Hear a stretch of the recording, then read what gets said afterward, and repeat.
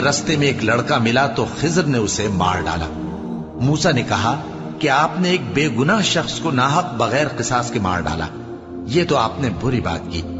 खिज्र ने कहा, क्या मैंने नहीं कहा था कि तुमसे मेरे साथ सब्र नहीं हो सकेगा?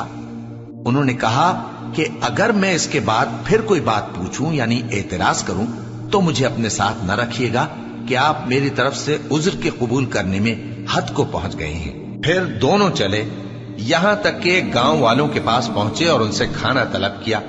उन्होंने उनकी जियाफत करने से इनकार किया। फिर उन्होंने वहां एक दीवार देखी जो गिरा चाहती थी, तो खिज्र ने उसको सीधा कर दिया। मूसा ने कहा कि अगर आप चाहते तो इनसे इसका मुआवजा ले लेते ताकि खाने का काम चलता।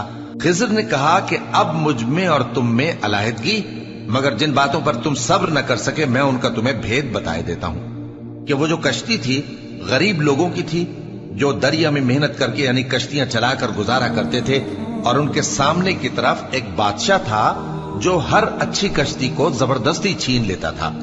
तो मैंने चाहा कि उसे ऐबदार कर दूं ताकि वो उसे गस्ब न कर सके। और वो जो लड़का था उसके माँ बाप दोनों मोमिन थे।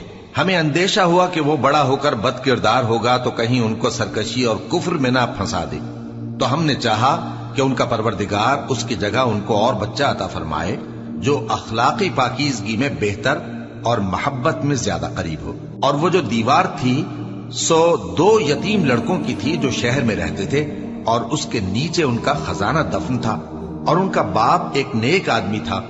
तो तुम्हारे परवरदिगार ने चाहा कि वो अपनी जवानी को पहुंच जाएं और फिर अपना खजाना निकाले। ये तुम्हारे परवरदिगार की मेहरबानी है, और ये काम मैंने अपनी तरफ से नहीं किए। ये उन बातों की हकीकत है जिन पर तुम सब्र न कर सके।